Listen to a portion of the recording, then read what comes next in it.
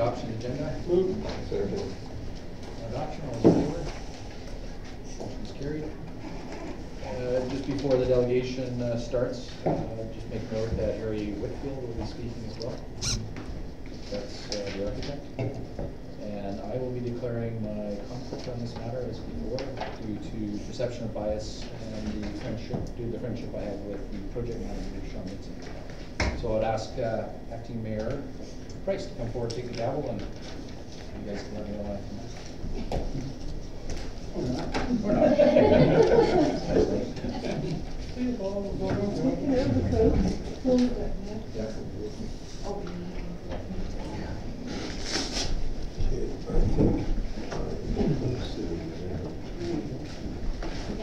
God, now I can see too. That's great. Okay, well, we have commenced the meeting, so we can go into the delegations. And as the Mayor mentioned, we have Sean Vincent and Harry Whitfield. So we get 10 minutes between you. And so if you'd like to take the podium and talking on the development permit application and the rezoning application for the new norm, including the introductory report. So I think we need a motion to receive the report. Move. Second. All in favour? Anyone opposed? Thank you. And welcome. Thank you. Good evening. As Paul Mayor Ives stated, my name is Sean Vincent, and I'm the project manager for the proposed Lorne project. With me tonight is Harry Whitfield and Richard Jasper, and I believe that George Casabenda, the owner of the Lorne property, will also join us. He's just finishing up a shift working. What we're going to do tonight is I'm going to do a project overview, and then Harry's going to come up and give you guys a kind of a technical and an architectural overview of the project, and we'll take any questions on both those fronts after if you have any. I thought we'd start by talking about the history of the Lorne. Most of us are aware the Lorne was one of the oldest licensed drinking establishments in BC. Over the years, the building went through several different alterations and additions, up until, of course, the event that happened in February of 2011. I know that I've been in the Comox Valley a lot of my life, and many people have very fond memories of their experiences at the Lorne Hotel. Snow to surf, nautical days, remembrance days. And throughout the last 16 months of working on the project, we've heard a lot of feedback on people's thoughts and views and their longing for something to be on the corner of Comox Avenue in Port Augusta. When the pub burnt down, there was a lot of emotion. The owners have, the last just about 4 years now, waded through the insurance company, lots of questions in the community, and we were fortunate enough to join up with George and Karen approximately 2 years ago to start the process of giving them a hand to put a plan together to redevelop the Lorne site. The vision for the project when we started was based on several factors. First factor we looked at was the OCP. What could be rebuilt on the Lorne site? So we looked at what the last OCP allowed for with height, density, and some preliminary conversations with the town of Comox Planning Department. The next factors that came into that were fairly considerable were the insurance situation that George and Karen were dealing with, the building itself, what could we build based on economics, and then the market. What could we build that would be marketable when it came to not just the pub, the liquor store, and the bistro, but the condo units that would be above our proposed idea. Lot size and the constraints with the lot size were also factors. Trees, the corner, and all the surrounding buildings.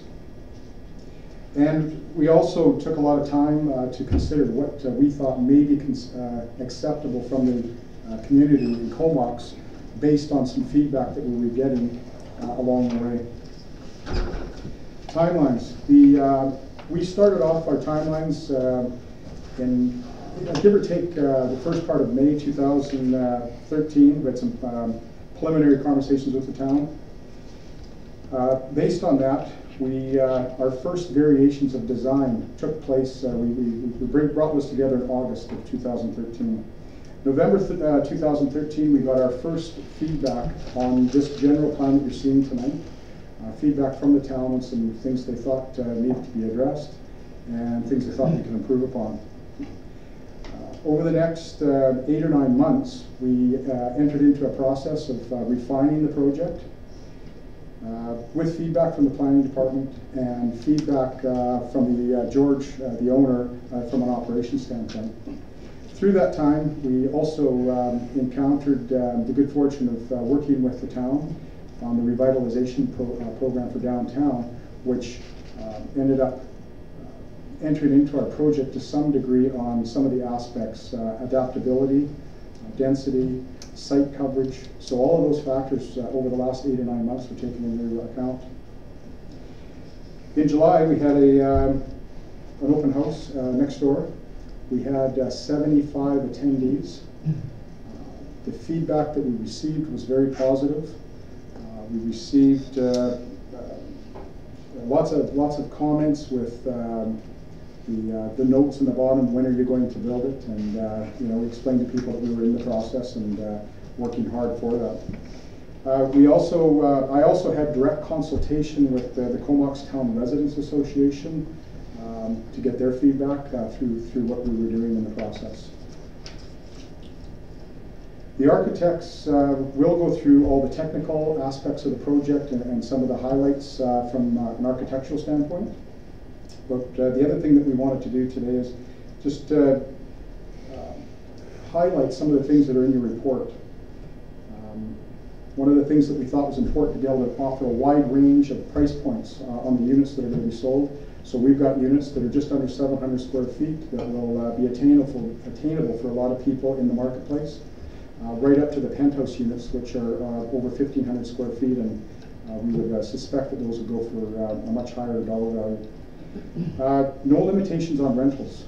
Some of the feedback we got from the real estate community was that a lot of the buildings on the Comox Avenue especially have limits with respect to no rentals. Age restrictions. A lot of the buildings in Comox Avenue are restricted to age or a minimum age. So we won't have any of that. We also have committed to some fairly innovative things that we picked up from other communities around the province. Price reductions for people that don't have vehicles. So the people that don't have cars will have an opportunity to buy a unit for a little bit less money. Cars taken on trade for deposits where needed for people.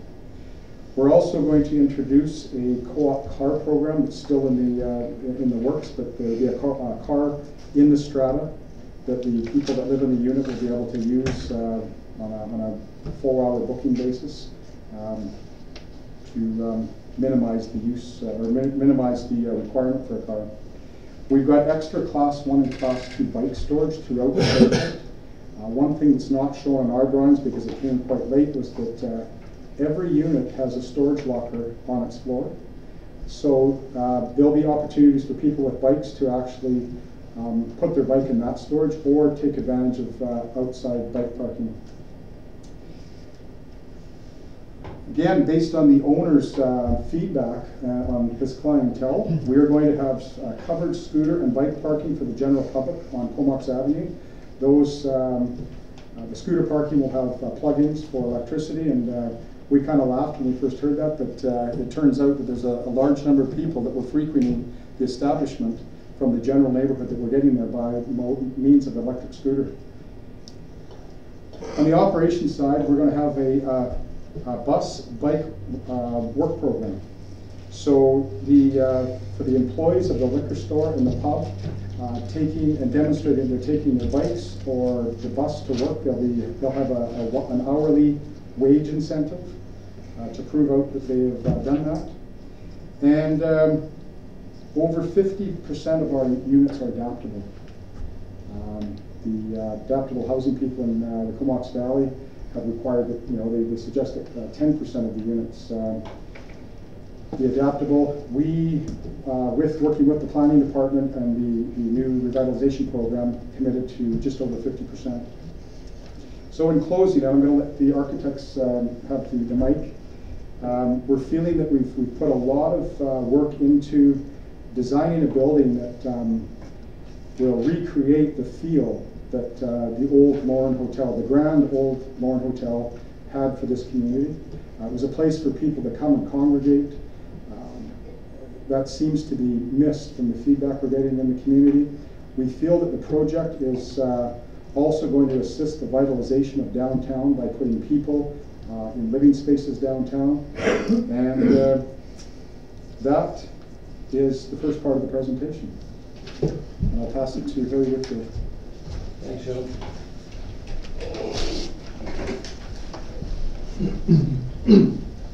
Just so you can see it more clearly. Madam Mayor, members of Council, my name's Harry Whitfield. I guess I've got to speak into the mics. Yes? Sean has basically outlined a lot of the project to you, and I think a lot of it's in your report as well. Just some general issues to do with the capacity of the pub, the commercial section on the ground floor. Maximum size is 150 patrons. Bistro seating at the corner of Port Augusta and Comox for 60. There will be a liquor store.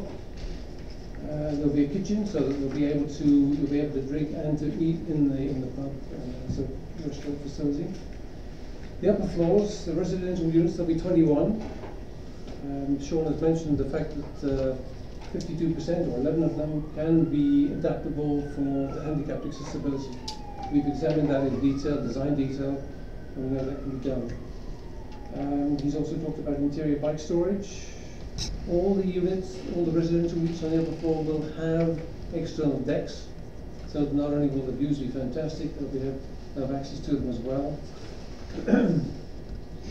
Sean's talked about the parking. The parking at the rear of the property will be covered. It won't just be surface parking, it will be covered parking. There are, of course, separate entrances for the residential and the commercial aspects of the building. And that, I think, is about out of my time. Yes? Okay, well, great, and we can open it to questions now, Sure. and then we'll flesh some more things out. So, any questions from Council? Council Fletcher. Thank you. Thanks for your presentation. It's really, really exciting to see this coming forward. I regret that I was out of town when you had the July open house.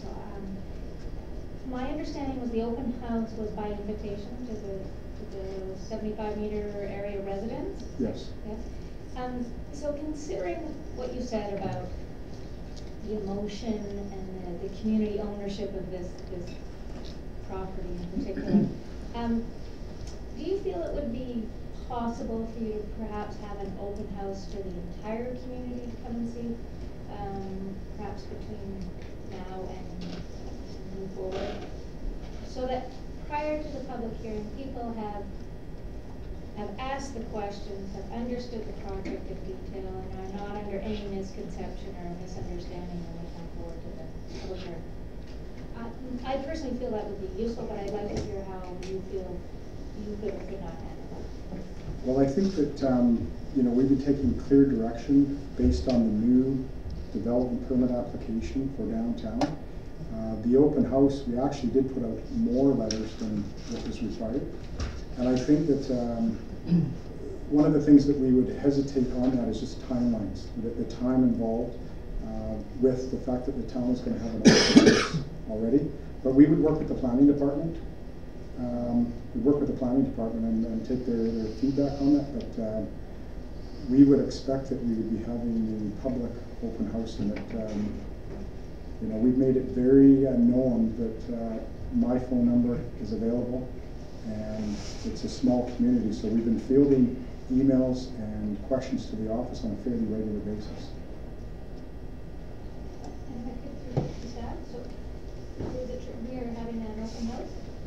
set a public hearing?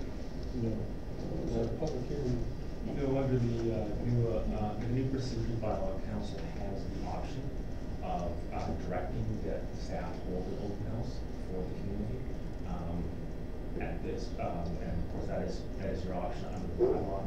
Staff have not recommended in favor of that, even though the site has already received and the generally positive comments received during the open house that was held prior to the submission of the application.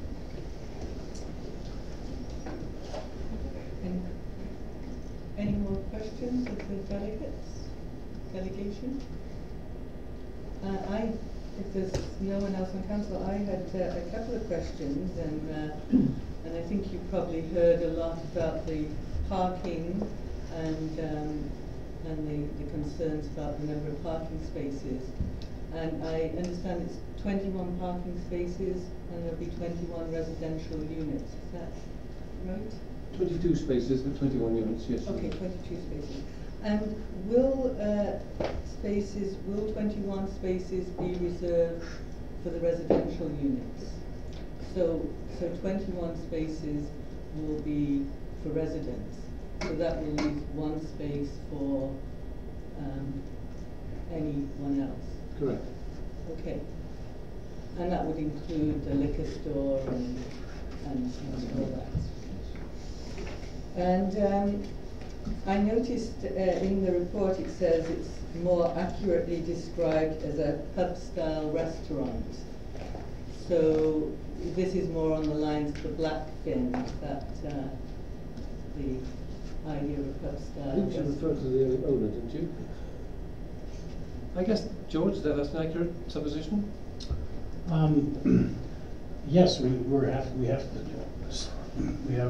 going to very concentrate on food because that is the future of the business.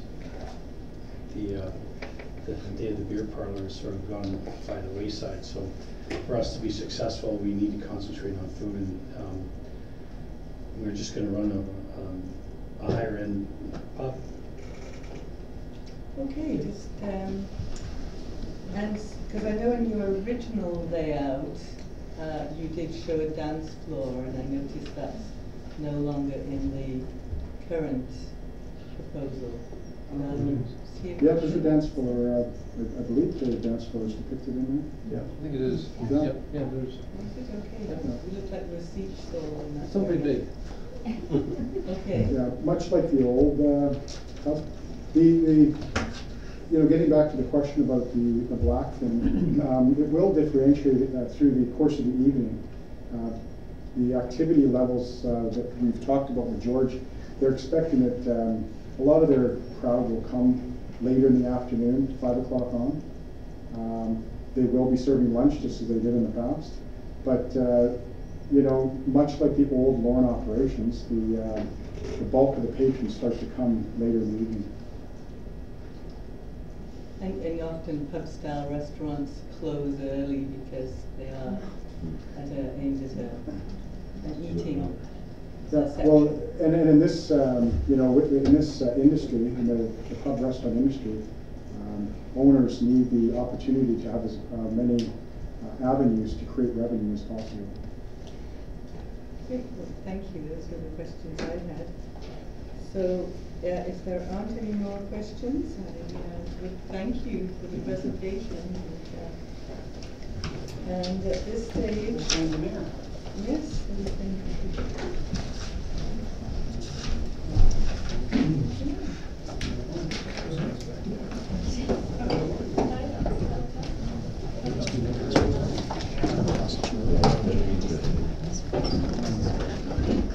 I can see the 60 patrons. I can see the patrons in the restaurant. Excuse me, are you done with this right now? We'll move it out of. Yeah, sure.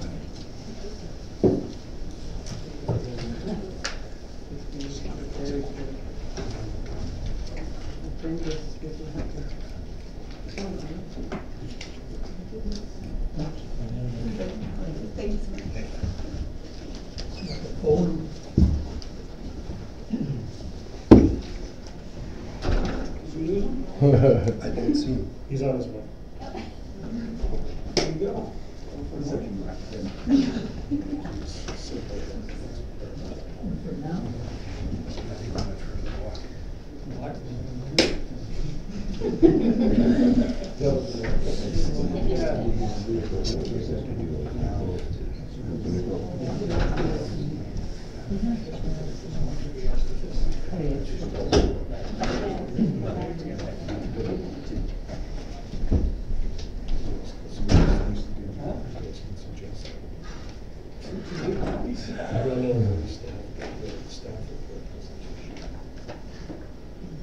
All right. Gotta keep you. All right, we'll move on to minutes of meetings. First one would be the only one would be the approval of September 17th council meeting. Move. Second. Approval, those in favor? Manager report for receipt at page 9. Move. All in favor? Motion's carried. Anything coming out of the manager report? And then we'll move on. Regional District Board meeting minutes. We have solid waste management and hospital board meetings of September 18th, both for receipt. Move. Second. All in favor? Motion's carried. See you later. Yeah, those 46 guys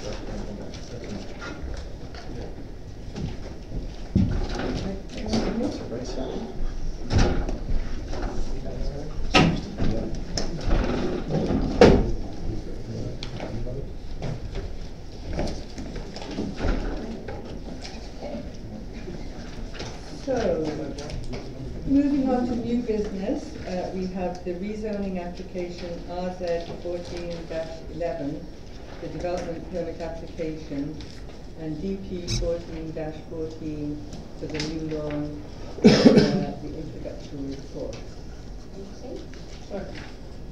Any discussion? All in favour? Anyone opposed? That's carried. And then we have the recommendations with the report. Yes, Councillor Tutton. I thought we were gonna have a staff presentation. Yeah, we- Oh, okay. Great.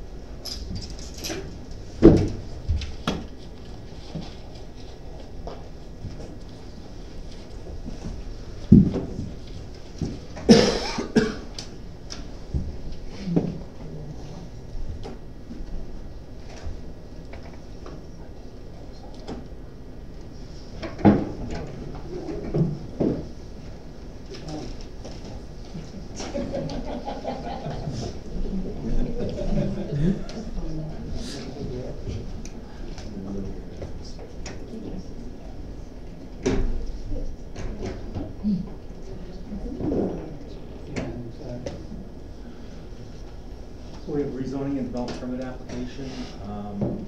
The presentation I'm about to give has got 4 components. First, I'll just go into the location and land use context, followed by an application summary, how this ties into the downtown revitalization program, and then the processing procedures.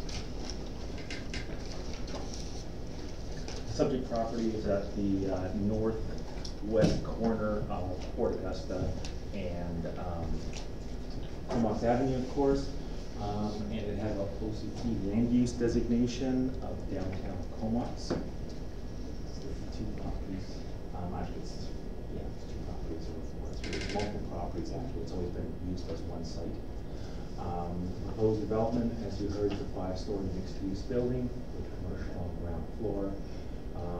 And that's proposed currently as a pub, liquor store, and bistro. Any zoning, of course, would be proposed rezoning to C20 would give a much broader commercial permitted uses on the ground floor to account for changes in tenants occupancy over the long term. 21 residential units and a rooftop patio above. So within downtown Comox development permit area. It's currently zoned C4 county commercials, our core commercial zone, and the proposed zone is C20. It's a new zone specifically designed for this site. In regards to the OCP land use category of downtown Comox, that land use designation is identified for the social and cultural heart of the town, and that's why it has a broad range of uses identified, as well as encouraging multifamily residential. OCP policy specifically encourages the vertical expansion of the downtown as opposed to any kind of horizontal expansion of the downtown into the surrounding residential neighborhoods. And the idea is to create a diverse, compact, sustainable community. Also, the subject property has been identified one of these specific sites where development over 4 stories may be considered if satisfactory amenities are provided. So those will be amenities over and above. These are interpretations over and above what is typically required for the development of this size. In regards to those additional amenities, what's proposed is a golf ball retention system along Port Augusta Street. In conjunction with the developer, there was a concern with staff amongst that perhaps we're not getting the parking on the west side of Port Augusta. Usage that we could due to a perceived threat from golf balls. So the idea here, it provides some protection for that to encourage on-street parking.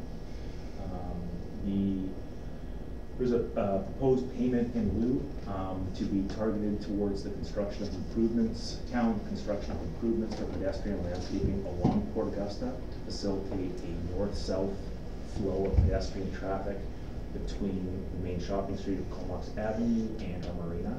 And that was identified as a key component in terms of the downtown revitalization program and kickstarting development in the downtown. And it's also a key component in the current under discussion marina plan. Can you grab that? No, it's just the corner. They plugged into it. Yeah, it's just very sensitive.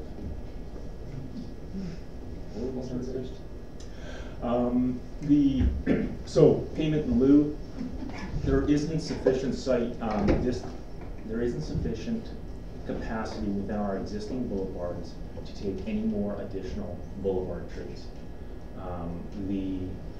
If there was, our design guidelines would require 8 additional boulevard trees, so it would be payment in lieu for that.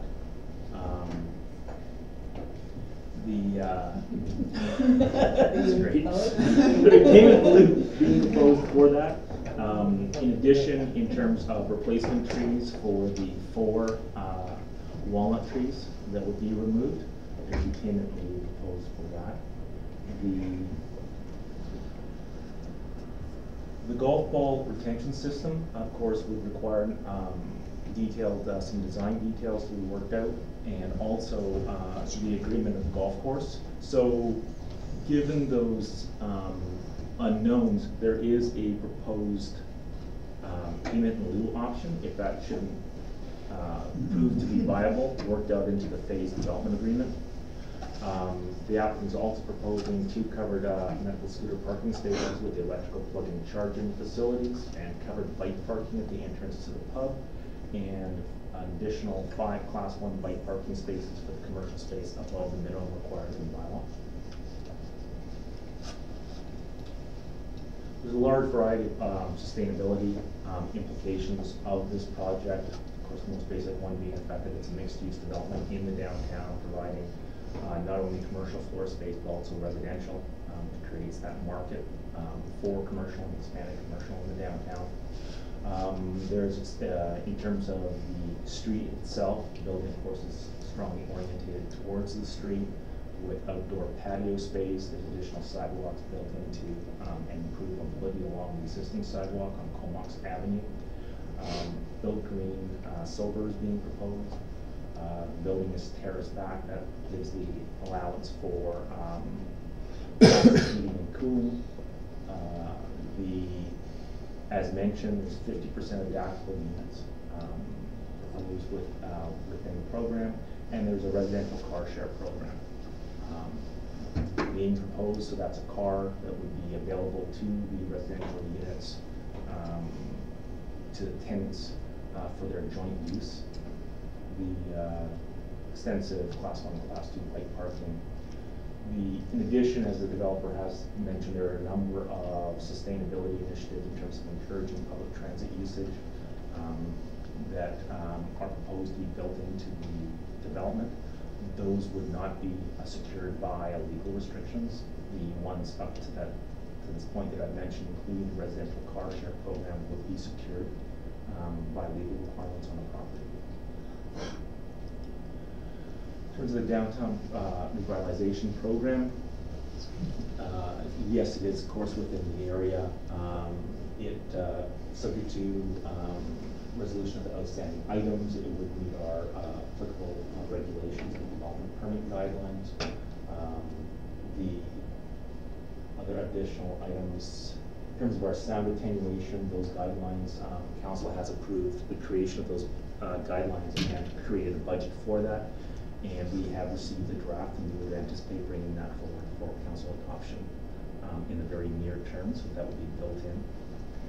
In regards to how this program works in conjunction with the rezoning program and phased development agreement, terminology right.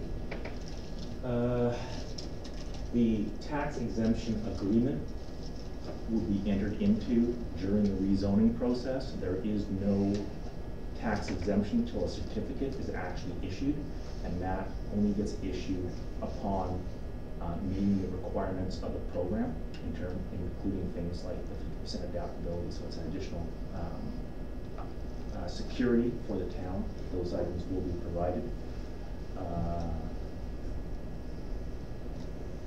One item I would like to point out is in the previous discussion there was a note made about the number of parking that are being proposed for the residential units versus the commercial space.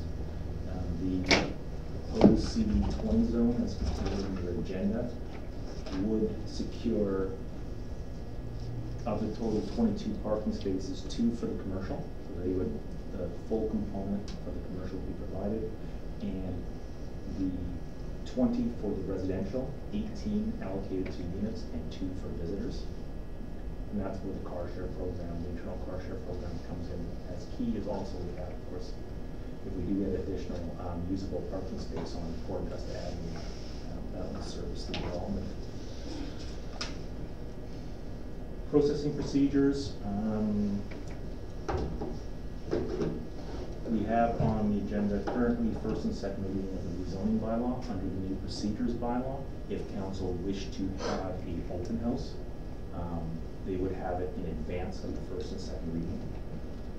So that's the option of council, and council direction would be required for that.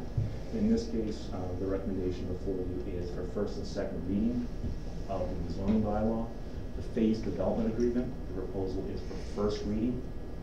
There are some details in terms of costing of some of the amenities that are built into that phased development agreement that are still being determined. So what we would propose then is that if council adopted the recommendations, we would then come forward with an amendment to the phased development agreement at a subsequent meeting, second reading, and then with the recommendation of proceeding public hearing. Other than that, it's more or less the standard process of the sun dovetailing in the tax exemption. With that, any questions? Any questions of council for the plan? Councillor Fletcher. So you indicated that under our bylaw we can have an open house, but it has to be after first and second reading? Yeah. Or it has to be before first and second reading, is what you just said?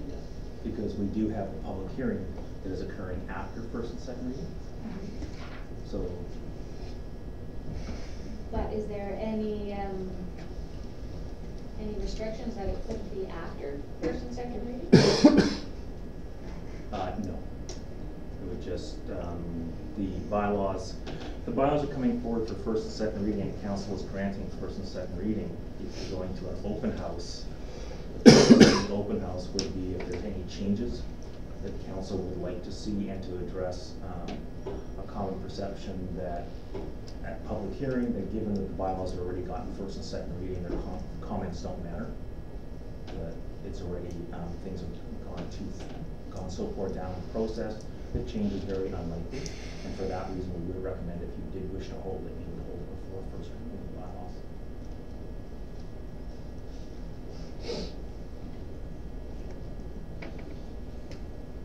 Martin, with the golf ball retention, whatever it is, whatever you're gonna put up there, screening or whatever that is, I've seen those in lots of places. They can look really ugly.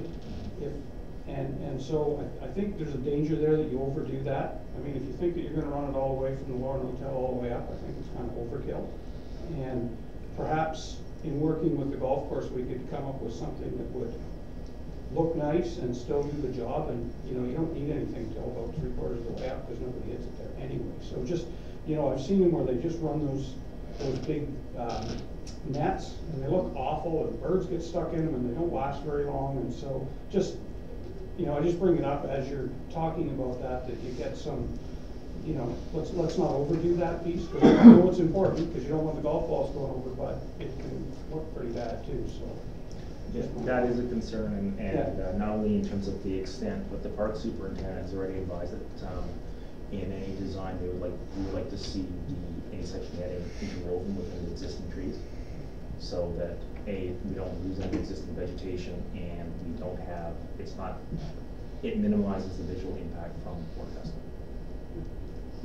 And Councillor Conrad? Thank you. Marvin, in the report, you want to put a covenant on this car share program. And, although I think the idea of a car share program is a laudable idea, you have to remember that, there's a cost involved to that, and it's an ongoing cost, and it's going to carry on forever, especially if we put a covenant on it. And now, the developer is going to sell these units to individuals. And those individuals are the ones who are going to be carrying on with the costs associated with that car. And we've got 11 adaptable units in this building, and there's a good chance that a certain percentage of those people aren't going to be able to drive or have any desire to drive. And yet they're going to be faced with the ongoing costs of this car. So when we come to the bylaw, I'm going to suggest that that covenant is only for 3 years, and then let the Strata Corporation decide whether or not they want to keep it, or whether or not it's a valuable item to have within their group, rather than, Big Brother here telling him forever, you have to carry on with this program. So do you have any comment on that? Yes, that'll just be an amendment to the outstanding items in terms of the covenant.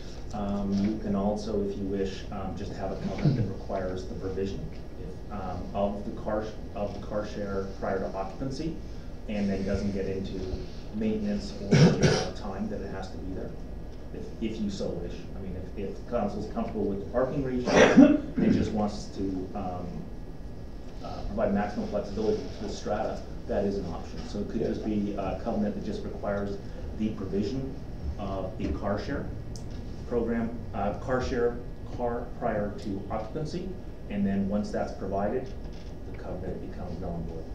Okay, good, thank you. Yes, and Councillor McKinnon. Yes, I'd just like to make a comment on the thought of a public meeting. First, I'd like to say I support the concept of this development. I see it as the cornerstone of downtown revitalization. And with all due respect to the project manager, who I know has opened his doors and own minds to meet with groups, including the Mi'kmaq Residents Association, I think that the history and the legacy of this site deserves a broader public meeting. I see this meeting as a means of generating excitement from our community about this plan. It's an opportunity to showcase the plans and to invite community feedback for sure, but also to generate some excitement about downtown revitalization. It allows for opportunities for questions as well and concerns to be heard, and I believe the investment group would welcome a broader public meeting to promote and share this vision of the Lauren Hotel, of the Lauren site.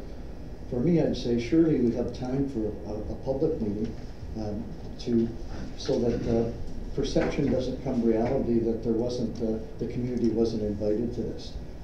It'll help generate excitement, enthusiasm, and feedback on this beloved site. So I'd like to promote the idea of a public meeting, and not to also allow things to speed up. I anticipate it would be a positive thing. And so to clarify, the motion for a public meeting needs to occur before moving ahead with first and second reading to be effective, is that the case? It's council's discretion. So council has the ability to direct that a public information meeting be held, and whether or not they would like to have that, they would like to do bylaws first and second reading, or they would, and then have the open house, or vice versa. So we would just take that direction from council.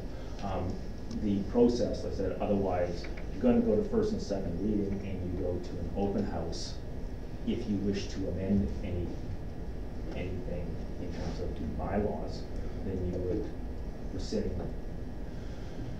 rescind second reading, give them second reading again. Councillor Fletcher. So just on that thought process, I'm thinking, is it possible to, in Schedule 1 outstanding items, indicate that it's expected that the proponent hold an open house for the public?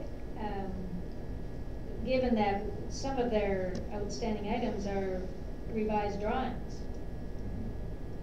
So I see several items here on page 30 that are revised development drawings to include scale, discrepancy, murals, encroachment. So that to me seems like a good time where they've revised the drawings, and then they can have an open house, allow the community to come and see them, have their thoughts and questions answered, as opposed to the town hosting it. Is that a possibility? Under the procedures bylaw, an additional fee has been charged to allow for town itself to hold a public information meeting. The applicant is now under procedures bylaw required to hold a public information meeting and obtain feedback prior to submission from the surrounding residential property owners and tenants. And this gives council the option, once it is correct, once the intent is there is a clear proposal. So if council directed staff to hold a public information meeting, we would then wait until we got the revised drawings, so that it was clear as to what was being proposed, and it avoids confusion with the public. And on that note, I guess that's what I'm concerned about, confusion. If the public have seen certain drawings, and then these revised drawings come forward, and then they come to the public hearing and they're uncertain which drawings are which. I would like to know that when people come to the public hearing, they're really informed and we can all get excited and behind this project. That's all I'm trying to do here, is ensure that everyone in the community can be assured they understand this project. So, I'm a little bit confused as to what the purpose of that would be, because if the purpose is to provide feedback from the public, I think that they're far enough down the road now that there's probably not going to be a lot of change. If it's to say this is what we're doing, like I'm a little bit confused as to what the purpose is.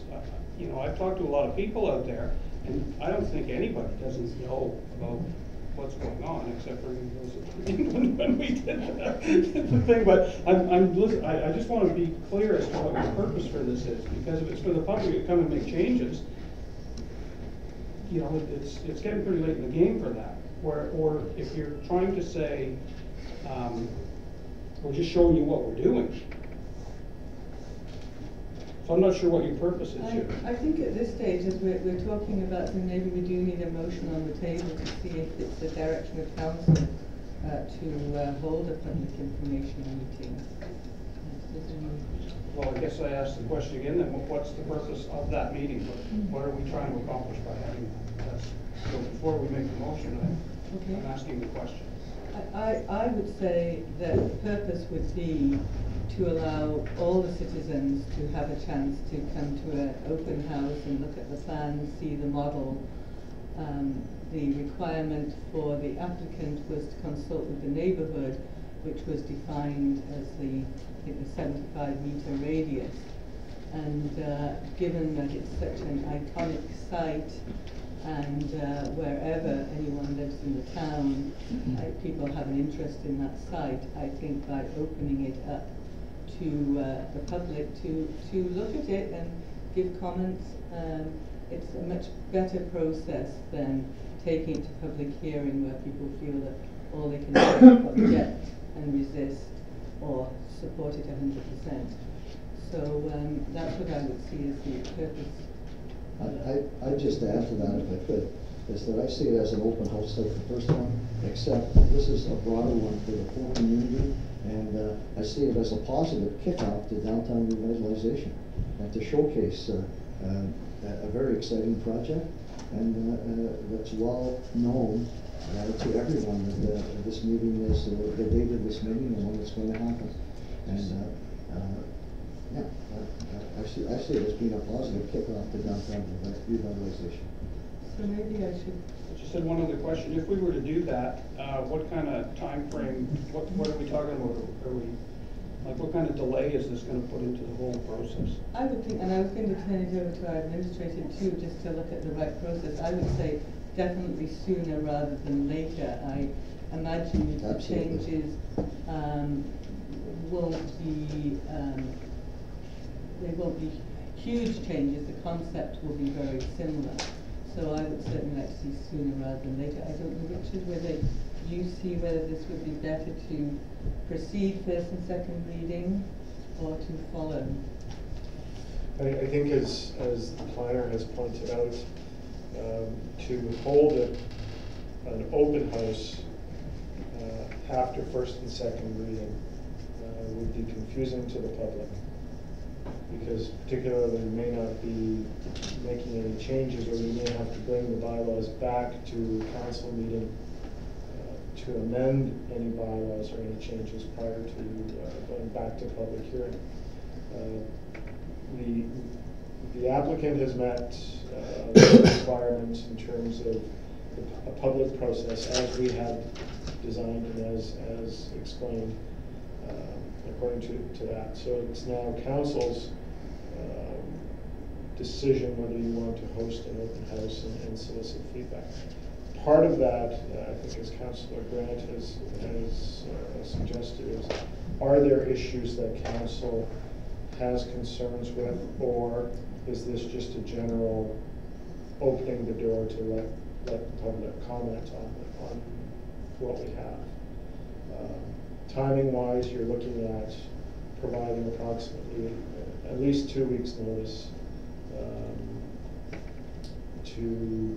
to get the word out, and subject to the workload in terms of what the planning department is doing right now, getting that organized, getting that ready, getting the feedback forms prepared, and then consequently taking that information and collating it and providing a report back to council in a timely fashion, given that there's a specific event later this year that may interfere with that. So we'll have to figure out the timing a little better. But it's not a delay, it's just an event that we have to factor into the process. And it would seem that at this stage, if we are going to talk about a public meeting, it would be good to have a motion on the table. So just one more question before we go there. Are you suggesting then that town would hold the open house? Is that what you just suggested? What I'm suggesting is the applicant has met their requirement of holding the public process prior to submission of their application. So yes, it would be the town's holding of the open house at this stage. Councillor Grant. So just to follow up on what Councillor McKinnon was talking about, he's talking about a public meeting to introduce the project, not to make changes to the project or to affect any changes, just to introduce it to the community, right? Is that what you were getting at? Well, I don't know if we should be talking across the table, but open house is generally to present a project and ask for people's views on it. Which has been done, but now we want to broaden it to the whole community just to introduce the project. So I guess what I'm getting at is that we shouldn't have to worry about making any changes if it's just to introduce the project. Because, you know, I think we're far enough down the road now that we probably shouldn't expect that many changes to it.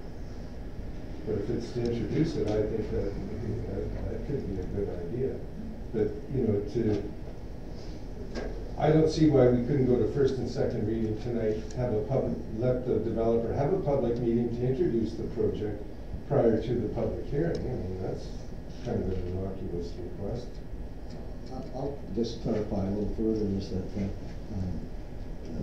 I think that the perception was at the meeting, the open house they had previously, that it was just for neighbors. The development group followed due diligence and did what was required of them, and they invited the neighbors there. I think because of the reverence, as was mentioned about this site, is that the community needs, I think it's appropriate to invite them to not just view this project, which I think is the cornerstone for revitalization, but also to ask some feedback as well. And I don't think there'd be any harm in that at this point. Because the site is so important to this community and as a kickoff to revitalization. I think you want to be a little bit careful about asking for too much feedback on this, and the town has already vetted this project, they've already gone through all of this stuff, they've already come up with all the outstanding items. If you go back and start making changes to the project now, the cost just goes crazy on it. So you have to be pretty careful as to asking for changes, and that's what I was asking. If this is, as Tom said, just to say, come and look what the project looks like, that's one thing, but if you're inviting change, I think you're getting into a real can of worms here. So I would be very careful about that. Councillor Fletcher. I very much like the idea of the open house and sharing it with the entire community. And again, it's not that the proponent did anything unacceptable. They certainly followed the guideline and had the open house, invited the local area. It's just that, again, the broader community would like to know about this project. And you might get some change put on it because that's what we do right up until public hearing. We take comments and ideas. So, but that's not what the intent, certainly from my perspective, was. It's certainly to share the project with the entire community. Okay, so how about, oh, sorry, are you done? Sorry, how about if we make a motion then that says we have an open house to introduce the project to the town of Comox? To the broader community. To the broader community. Sure. And that's seconded? Second. Wonderful. So any further discussion? Sorry, and just a clarification, I heard this wouldn't delay the process, we could fit this in. Well, it's, We'll speed it up. I'll be cautious with my wording. You know, it's a bit of a delay, absolutely, because it's not going to necessarily be on the same fast track, but we'll do what we can to schedule the open house as soon as possible and still meet our processing timelines. Great, well, thank you. So any? I'm just wondering. I want to talk to planning, figure out when we do that, just to see what that looks like. Great, so is there any further discussion on the public meeting? Well, we didn't discuss yet whether we would give them first and second reading tonight. I understood the motion to be, and you can always look at an amendment to it, is that it would happen prior to first and second reading. And I understand that we would only be looking at the phased development agreement to first reading anyway, because there is things that have to be done before then. So my understanding was that it was prior to first and second reading at the advice of staff. I'll just make a suggestion here that, barring any significant concerns that council may have, and I haven't heard any concerns about this project, I think you're relatively safe to to give first and second reading. And should there be some significant change required that the bylaws do an amendment, well, then we'll deal with that at that time. But I think to move the project or keep it moving, first and second reading would be appreciated as a staff recommendation. And then you've got the other open house motion as well. So then, the motion as it stands now, we can vote on it and then have a subsequent motion to go to Correct. first and second reading. Correct. It doesn't have to be. Okay. Yeah, and we'll deal with any consequences. I just wanted to be clear with you. Okay, it was great, thank you, and great discussion. And so the motion is that we have a, do you want to read it? Well, I think if council deals with the staff recommendation first, Well, we have a motion on the Oh, you table, do? so. the that an motion open actually house, Shelley would have been that an the- open house. To introduce the To introduce the project. project, yeah. Yeah. So any further discussion? If not, all in favour? Anyone opposed? That's carried. Thank you. And so are there any further motions out of this? I think that zoning bylaw amendment number 1791, we did that a second. Second. Any discussion? I just want to make that one amendment on the car share program to, just that it not be a covenant that's going to last forever. I think Richard heard the language that the planner used, that it, Yeah, however you- Prior however to you said it. occupancy. yeah. And you've got that and that's Yeah. friendly. Yeah. Okay, any further discussion? If not, all in favour? Anyone opposed? So that's carried. And then we have a second recommendation, or is that?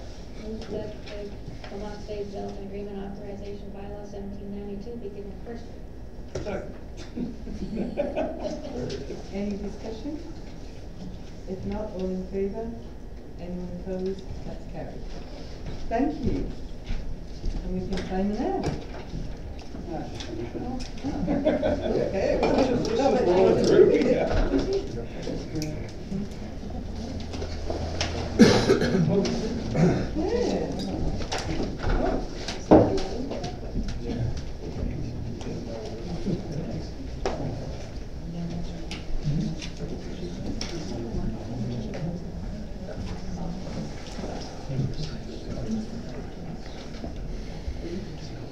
All right. So we'll move on to correspondence. One from the region regarding the annual Remembrance Day parade ceremonies and candlelight celebration. Move receipt and grant. Second? In favor? Motion carried. We have for receipts as well correspondence from the regional district regarding the parent teacher plan for receipt. Move receipt. Second. See all in favor? Motion carried. Any comments, questions? Everything on that? Is there anything we have to do with that other than receipt? Yes. Yes, I just, that was my question. Do we need to be approving, supporting, or with What are we looking information? for? I think we just to refer it to us and you For guys, any concerns or comments. yeah, you guys will be doing really good. We approved it last night at committee of the whole, so we'll go before the. Okay, good. Yeah, I mean, we've got presentations previously, so unless there's something. Great, that is great. Good. And the last piece of correspondence from Sharon Morgan at Pacific Provide for the underwater pumping funds. Move receipt, and if we, they're looking for something, and everyone. Permission. Permission?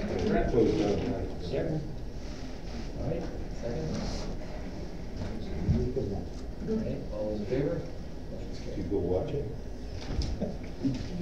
Yes, another big step forward. That's on the 26th, okay. I don't believe there are any late items or other delegations, so reports from members of council, so Councilor Peppers. We last met, September 17th, I attended the Waterfront Green Park Development Open House next door after last meeting. The 18th, I attended the Comet Solid Waste Management meeting in Canada, and that's we received earlier on the agenda. I attended the UBCM in Whistler for the week September 22nd to the 26th.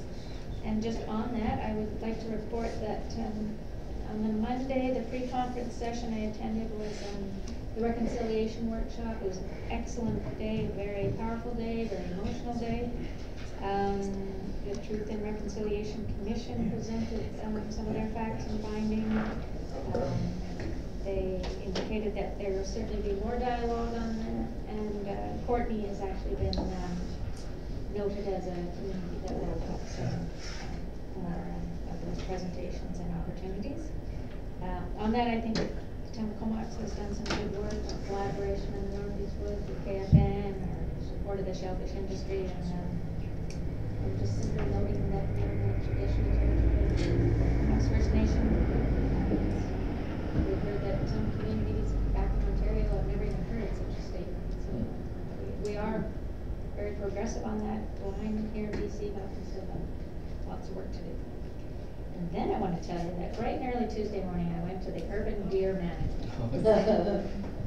Now, I love our Comox deer, but I was curious to know what the concerns were from many communities. There was everything from Oak Bay to Invermere to Cranbrook. And their deer have definitely become a hazard and a danger to humans and disease being transmitted. So they've got a really, really serious issue, some of those communities.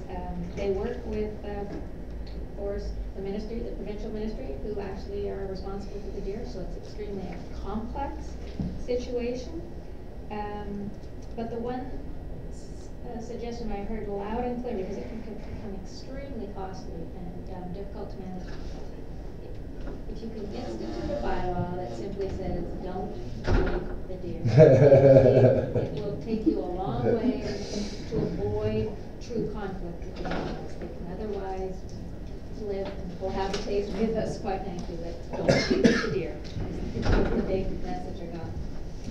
And then on Wednesday was our resolution started, that there was no District 911 resolution passed quite clearly, and we were pleased with that.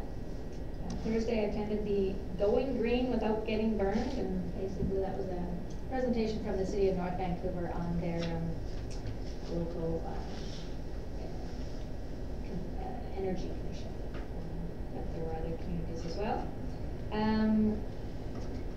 The trade show was minimized this year, but I did bring some stickers back. I was encouraged by ICBC if I would take several stickers for fleet vehicles, so I will hand them to staff to do as they wish. Basically, the sticker is about leave the phone alone. Trying to get that message out to avoid vehicle mishaps with people on their phone. And then I came home, and on Saturday the 27th, I attended the opening of the synthetic turf field. Great collaboration with SB 71, the Regional District, United Soccer, City of Courtney, and the Town of Comox certainly is a participant in that process, so it was good to see everyone was pretty excited about that. And on Monday I attended the Filbert Heritage Lodge and Park monthly board meeting on behalf of Councillor Swift, and their festival report was in. Although it wasn't as good as the year before, they still had some really good things. So that's my report. Thank you. Thanks, Councillor. Sure. Well, you guys were all away. I was down here holding up the fort, but I also went to the open house for Marina Park. I went to the Citizens on Patrol anniversary. I think it was the 25th anniversary in town. And I got to be, I think I was the only politician in the entire town that day, so I got to be the guy for everybody there, so they appreciated that. And Salmon Farmers AGM in Campbell River, I attended that as well. The Economic Development Executive Meeting. I met with the owners of 74 Orchard Park Drive regarding the bank behind their house and the road going down to the park is eroding, and so staff is dealing with it, but they told me to just come and have a look and see what was going on. I also got to thank the Cops for Cancer that came to the Scotiabank while you guys were away. So I escaped to pull my hair, so I thought that was a success. So, and it stopped raining for them as they got here. So there you go. That's my report. Councillor Donovan. Thank you. I too attended the open house for the Marina Park. I attended the Comox Strathcona Solid Waste Management meeting, which I won't go into the details, but it was probably one of the worst meetings I've ever been in my life. I attended the Comox Strathcona Regional Hospital District meeting. Yesterday, a CBRD board committee of the whole meeting. I too attended UBCM, and I'm not going to tell you everything I did because I was busy most of the time I was there. But one of the interesting ones was the implications of the that court ruling on the First Nations up in the Williams Lake area. I can't pronounce the name of the. Oh, okay. Yeah. At any rate, they explained in great detail about what they were doing, but one of the questions I had that never came up was, what happens to fee simple rights of individuals within that 1,700 square mile area? If you can imagine, it's a huge area. And so I sought out Chief Williams from that First Nations band, and I asked him that question, and he said the fee simple rights of the individuals in those areas are not extinguished. They're maintained, so there's no worry about that. And the only difference is that if you were a rancher with a 200-acre ranch and you're leasing 10,000 acres of grazing land, and that happens up in that area because they just have huge grazing areas. They will know that rancher will no longer be working or leasing the land off the government. They'll be leasing it off the new government, which is the First Nations. So he said that they're working very well with and very comfortably with all the inhabitants of that area. So it really wasn't a big threat, and I was comforted to hear that. That's it. Councillor Kent. Well, first I'd like to acknowledge that today is International Day of Older Persons, and for the rest of the council meeting, I want the utmost respect for Councillor McKinnon and Councillor Tom Grant, the two oldest councillors. I too attended the open house at Marina for the revitalization plan there. As a rep council for the Community Justice Board, I attended an interfaith celebration at Comox's Little Red Church after that. On September 19th, I attended as a council rep the Maple Lake Fundraising Committee meeting. That committee is going to request at some time a letter of support from Comox Council indicating support for this committee's goal of acquiring Maple Lake as a recreational area for the public. And just as a forewarning for that, that request will be coming shortly. I attended the UBCM last week, and some of the forums, panels, and workshops attended included a mid-sized community forum, the BC Ferries report, the cabinet panel on responsible resource development, the workshop on federal election 2015, amplifying the municipal message during the federal election. Attended also the Consulate General People Republics of China reception, and met a rep who was interested in the island shellfish provider for a contract. And so passing that information on to our local shellfish people. Attended a workshop linking citizens to policy decisions, and I heard all three provincial leaders, the Premier, the opposition leader, and the Green Party's addresses, which were quite interesting. On September 27th, when I returned, I attended the Apple Press at the Filbert. Sunday at the Community Justice Center annual recognition event at the Comox's Blackfin Reception Room. And Tuesday, just yesterday, I met with the BIA, finally Mary Ruth Harris from the BIA, and that is my report, Your Worship. Thank you, Councillor Kent. Councillor Price. Yes, I too attended the Marina Park waterfront planning exercise, open house. I attended a Comox Archives and Museums Society meeting, and also UBCM. I have to concur with Councillor Grant. It was fascinating, the First Nations legal decision on Aboriginal land title, and it was certainly an eye-opener, and I think it's going to be a healthy step forward for the province. Rex Murphy, the opening speaker, was incredible, and it's actually recorded on YouTube if anyone wants to visited, and his statement that local government as the atoms of democracy that was a wonderful way to look at it. The BC Ferries report, which was the UBCM AVICC Special Committee report, of which I'm a member of the committee.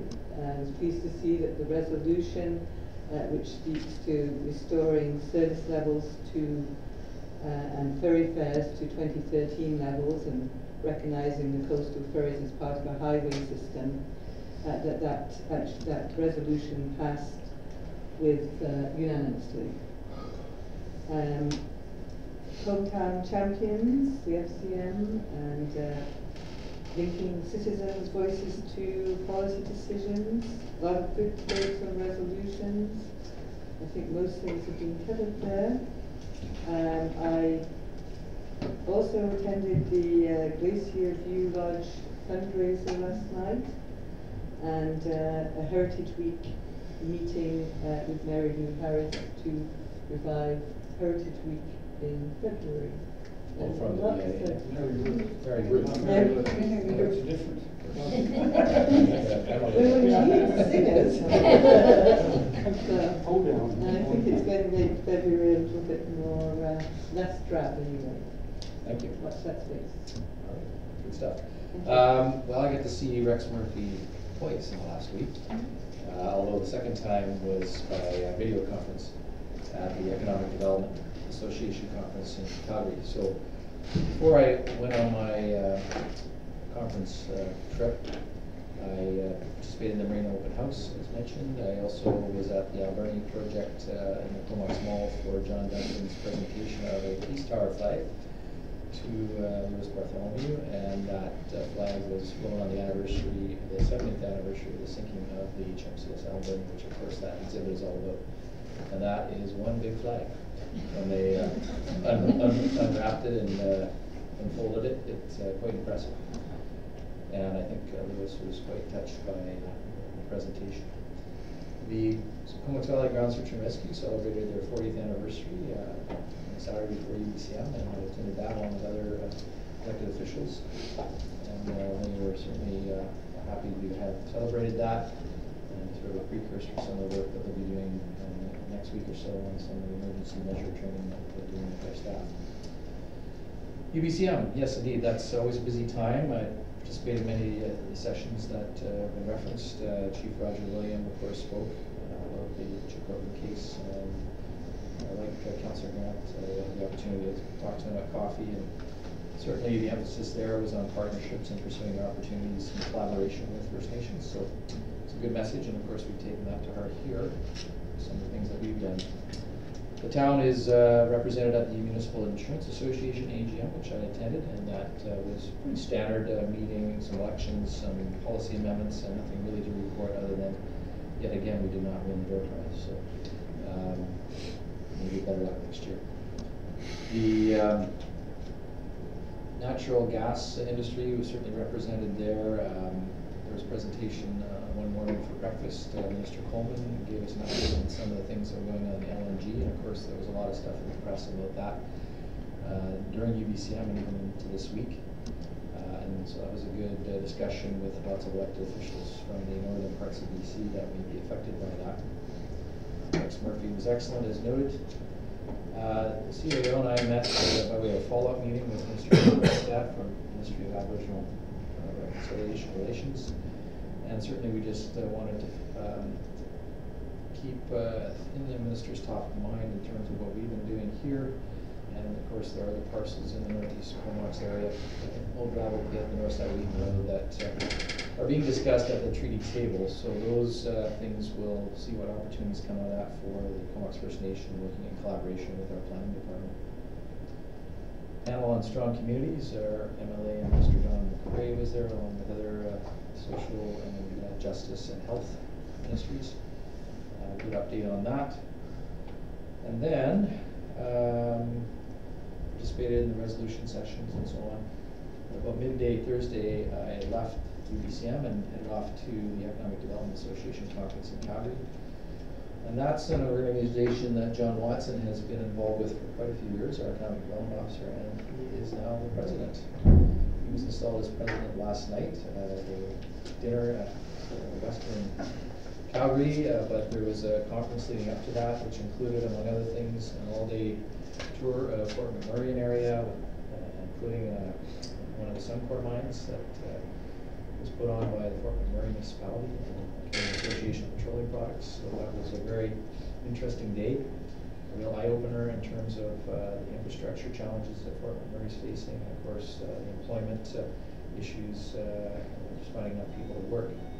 One fact, figure I should throw out there is 115,000 people in the Fort McMurray general area. 35,000 of those live in working camps. So it's quite remarkable. And they were spending more on new rec centers than we were on our new hospital.